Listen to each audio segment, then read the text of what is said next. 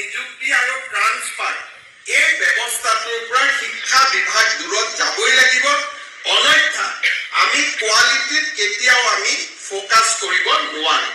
মই ভাবো ই আজিৰ কাম কৰি থকা শিক্ষকসকলৰ কাৰণে প্ৰযোজ্য নহয়। নতুনকৈ হ'বলগীয়া শিক্ষকৰ কাৰণে আমি সেপাৰেট কেডাৰলৈকে আমি যাব লাগে। মই ভাবো এটা বছৰ আপোনালোকে মন্থন কৰক, আপোনালোকে চিন্তা কৰক। স্কুল কমিব কিন্তু চৰকাৰৰ খৰচ নকমে, কাৰণ number of teachers will be মোৰ। আজি যদি অসমত 1 লাখ শিক্ষক আছে, শিক্ষক 2 লাখ হ'ব, কিন্তু স্কুল আমাৰ কমিব যাতে এখন স্কুলত আমি প্ৰত্যেক ক্লাছত এজন শিক্ষক দিব পাৰো instead of number of schools. এই বিষয়ত আমি সিদ্ধান্ত ল'ব উপযুক্ত নহয়। মই ভাবো আমাৰ ৰাজ্যৰ শিক্ষাৰ লগত অতি নিবিড়ভাৱে জড়িত 10 গৰাকী শিক্ষক, প্ৰাক্তন শিক্ষক, শিক্ষাবিদক লৈ এখন কমিটি কৰিব লাগে। কেনেকে লাহে লাহে অসম পাৰ ক্লাছ 1 শিক্ষকলৈকে যাব পাৰে, আৰু তেতিয়াহে অসমৰ শিক্ষা ব্যৱস্থা ৰূপান্তৰ হ'ব, অসমৰ শিক্ষা ব্যৱস্থাৰ পৰিৱৰ্তন হ'ব। পশ্চিম কাৰ্বি আংলং বেয়া দেখা পাইছো, তাৰ মূল কাৰণটো হ'ল তাত শিক্ষক নাযায়। চিৰাঙত আমি বেয়া পাইছো, তাৰ মূল কাৰণ হ'ল ভূটান সীমান্তত শিক্ষক নাযায়। এই ব্যৱস্থাবিলাক আমি দূৰ কৰিব লাগিব, আৰু তাৰ কাৰণে আমি ইনোভেটিভ ব্যৱস্থা আৰম্ভ কৰিব লাগিব।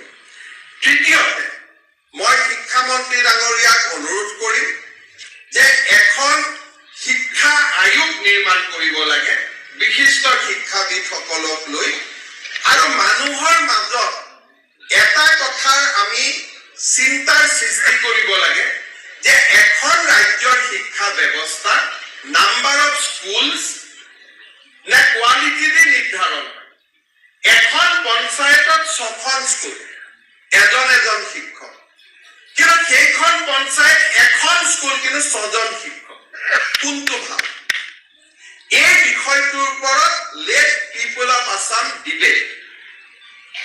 আমি কোৱান্টিটি 45,000 আমাৰ শিক্ষক স্কুল আছে, 22,000 গাঁও আছে, অৰ্থাৎ একোখন পঞ্চায়তত 6খন স্কুল আমাৰ অসমত দেখা পোৱা যায়। 6খন স্কুলত 2জন শিক্ষক। যদি পাৰ ক্লাছত 1 টিচাৰ আমি দিব নোৱাৰো, তেতিয়াহ'লে আমাৰ শিক্ষক শিক্ষয়িত্ৰীসকলৰ এটা লিমিট থাকিব, লিমিটৰ ওপৰত তেওঁলোকে পাৰফৰ্মেন্স কৰিব নোৱাৰে। এখন শৈক্ষিক আয়োগ এটা আমি নিৰ্মাণ কৰিব লাগে যে এখন ৰাজ্যৰ শিক্ষা ব্যৱস্থা নাম্বাৰ অফ স্কুলে প্ৰতিনিধিত্ব কৰে নে নাম্বাৰ অফ কোৱালিটি স্কুলে প্ৰতিনিধিত্ব কৰে, কোনটো? যদি আমাৰ প্ৰত্যেক পঞ্চায়তত বা প্ৰত্যেক ৰেভিনিউ ভিলেজত এখন স্কুল থাকক, কিন্তু সেইখন স্কুলত প্ৰতিটো ক্লাছতে এজন শিক্ষক থাকে, মই ভাবো ৰাজ্যৰ শিক্ষা ব্যৱস্থালৈ ভাবিব নোৱাৰা পৰিৱৰ্তন আহিব। আমি চিন্তা কৰিবলগীয়া একো নাথাকে। মই শিক্ষামন্ত্ৰী মহোদয়ক অনুৰোধ কৰিম যে BEd আৰু BEd শ্ৰেণী কোঠাৰ এটা ক্লাছৰুমৰ ভিতৰত থিয়ৰীৰ এটা পৰীক্ষা হোৱাৰ পৰিৱৰ্তে প্ৰেক্টিকেল ক্লাছ লোৱাৰ যদি অভিজ্ঞতা লৈ তেওঁলোকে BEd আৰু BEd পাছ কৰি আহে, তেতিয়াহ'লে আমি অৰেল পতাৰ প্ৰশ্নই নুঠে, আমি তেওঁলোকক পোনপটীয়াকৈ নিযুক্তি দিব পাৰিম। এই বিষয়টো মই আপোনালোকক দৃষ্টি আকৰ্ষণ কৰিবলৈ অনুৰোধ কৰিম। তৃতীয়তে, আমাৰ যিবিলাক ষ্টুডেণ্ট ডিপ্ল'মা ইন এডুকেশ্যন পাছ কৰে, BEd ইন এডুকেশ্যন পাছ কৰে, তেওঁলোকক আমি পোনে পোনে টেট শিক্ষক নিযুক্তি দিওঁ, কিন্তু স্কুলত ক্লাছ কেনেকে কৰিব পাৰে তাৰ আমি অৰেল নম্বৰৰো আমাৰ ব্যৱস্থা নাই, বা প্ৰেক্টিকেল পৰীক্ষা লোৱাটো সম্ভৱ নহয়। মই শিক্ষামন্ত্ৰী ডাঙৰীয়াক অনুৰোধ কৰিম যে BEd আৰু BEd ডিগ্ৰী লোৱাৰ আগতে অন্তত 8 মাহ স্কুলত পঢ়ুৱাৰ অভিজ্ঞতা থাকিব লাগে, যাতে তেওঁলোকে প্ৰেক্টিকেল নম্বৰ এটা লৈ আহিব পাৰে। যদি এজন BEd অলৰেডি 6 মাহ যদি ক্লাছ কৰাৰ অভিজ্ঞতা লৈ আহে, আমি অৰেল পৰীক্ষা পাতিব নালাগে।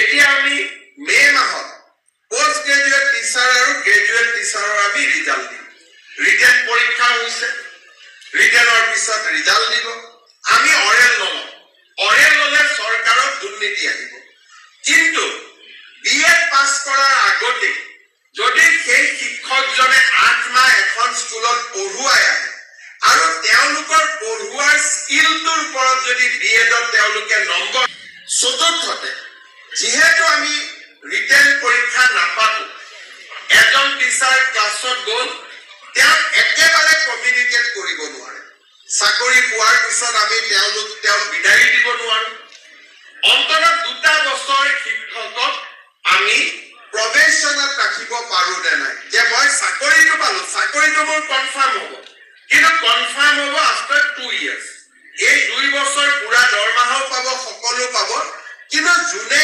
একেবাৰে কমিউনিকেট কৰিব নোৱাৰে তেখেতসকলে শিক্ষক হৈ থাকি ছাত্ৰ ছাত্ৰীৰ কল্যাণ কৰিব নোৱাৰে আৰু 2 বছৰলৈকে যদি আমি প্ৰবেশনত ৰাখো এজন শিক্ষকক তেওঁৰ গুণগত ৰিভিউ কৰিবলৈ আমি 2 বছৰ পিছত আমি সময় পাম মই ভাবো শিক্ষক নিযুক্তিৰ ক্ষেত্ৰতো আমি ফান্ডামেন্টাল ডিফাৰেন্স কৰাৰ বাবে চেষ্টা কৰিব লাগে মই শিক্ষা বিভাগক ধন্যবাদ জনাম যে প্ৰথমতে 150 তাৰ পিছত 100 এতিয়া 50 জন ছাত্ৰ ছাত্ৰী থকা স্কুলতো আমি এজনকৈ প্ৰধান শিক্ষক দিয়াৰ বাবে সিদ্ধান্ত লৈছো মই ভাবো যে প্ৰধান শিক্ষক এজন স্কুলত অতিকে প্ৰয়োজনীয় প্ৰধান শিক্ষকজনৰ যেটো আমি কেবিনেটত সিদ্ধান্ত লৈছো তাৰ পূৰ্ণাংগ ৰূপায়ণৰ দিশত আমি খুব সোনকালে আগবাঢ়িব লাগে even in high school higher secondary school